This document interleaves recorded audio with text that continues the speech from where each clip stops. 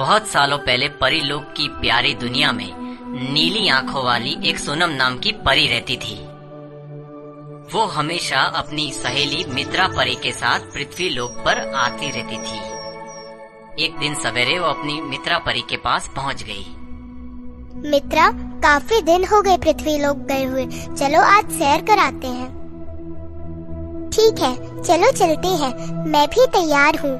पृथ्वी के नज़ारे देखने का मजा ही कुछ और है। दोनों परियां साथ में धरती लोक की ओर उड़ने लगती है। उन्हें आसमान से बहुत ही सुंदर नजारा दिखाई देता है। बादलों के पास से उड़ते हुए उन्हें धरती के सारे नजारे बहुत ज्यादा आकर्षित करते हैं। मित्रा, इंद्रधनुष कितना सुंदर लग रहा है। वो झरना देखो, उसमें तो नहाने का आनंद ही कुछ और होगा। नहाना छोड़ो, पहले तो मैं इस मीठे पानी का स्वाद लेना चाहती हूँ, चलो। दोनों परियां झरने का पानी पीकर जैसे ही उड़ती है, उन्हें एक घोड़ा दिखाई देता है जो झरने का पानी पी रहा होता है। वहीं पास से एक सुंदर राजकुमार उनकी तरफ आ रहा होता है। आप दोनों सुंदर परियां पृथ्वी लोक पर हमारी मेहमान हैं। मैं तो एक शिकार की तलाश में बहुत दूर ही निकल आया हूँ। मुझे भूख और प्यास दोनों लगी थी, तो ये झरना देखा और सोचा अपनी और अपने घोड़े मूर्ति की प्यास तो बुझा लूं। मेरा नाम सिद्धार्थ है।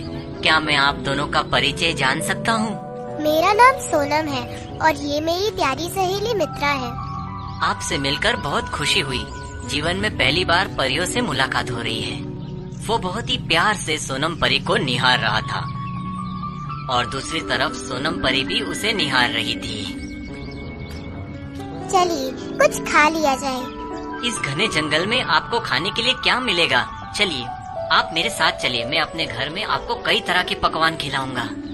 भोजन के लिए इतनी दूर जाने की क्या आवश्यकता? इतने में सोनम परी अपना हाथ घुमाकर अपनी जादुई छड़ी से अलग अलग तरह के पकवान को प्रकट कर देती है। यहाँ तक कि राजकुमार के घोड़े के लिए भी भोजन प्रकट हो जाता है। राजकुमार ये देखकर आश्चर्यचकित हो जाते हैं।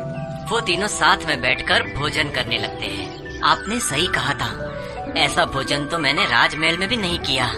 आप दोनों भी एक दिन मेरी मेहमान नवाजी को स्वीकार जरूर कीजिएगा। राजकुमार, आपके निवेदन के लिए बहुत बहुत शुक्रिया। लेकिन कुछ ही देर में सूरज ढल जाएगा और सूर्यास्त के बाद हम पृथ्वी लोक पर नहीं रहना चाहते। हम किसी दिन जरूर आएंगे। मैं आप दोनों का इंतजार करूंगा। दोनों परियां आकाश में उड़ जाती है। राजकुमार देखता ही रह जाता है। एक दुष्ट जादूगरनी शीना दूर से राजकुमार को देख रही होती है।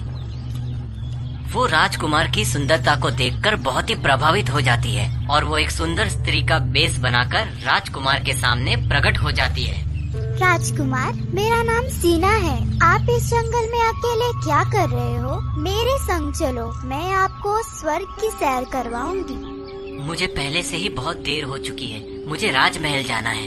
राजकुमार, आप मुझे बहुत प्यारे लगे। मेरे साथ रहोगे तो आपको जिंदगी भर खुशियाँ ही खुशियाँ मिलेंगी। मैं तुम्हें पलकों पे बिठाऊंगी। क्षमा कीजिए, मुझे जल्दी ही जाना होगा। इतना कहकर राजकुमार ने घोड़े को एड़ लगाई और घोड़ा तेजी से आगे निकल गया।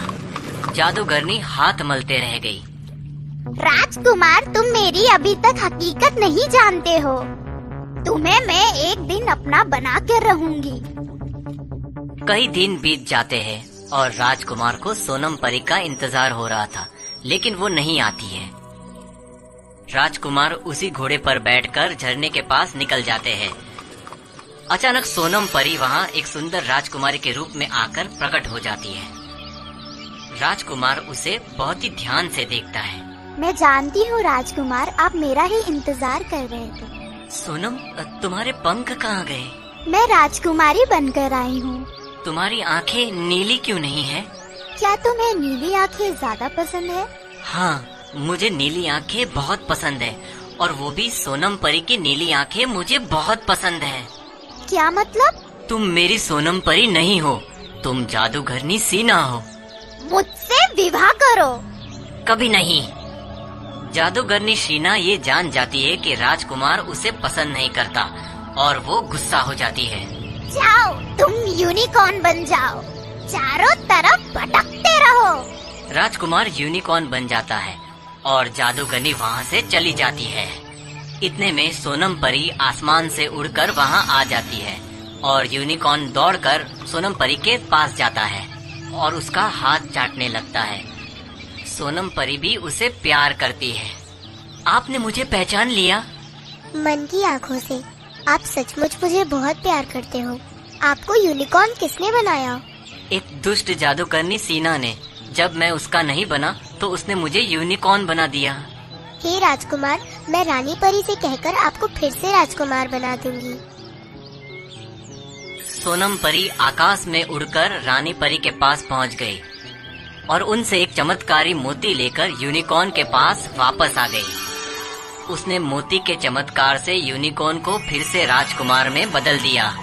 दोनों बहुत खुश हुए और अचानक जादूगरनी वहाँ प्रकट हुई। हाँ, तुम राजकुमार बन गए तो क्या हुआ? मैं तुम्हारा वो हाल करूंगी कि सोनम परी को देखने लायक भी नहीं बचोगे। अंधे हो जाओ।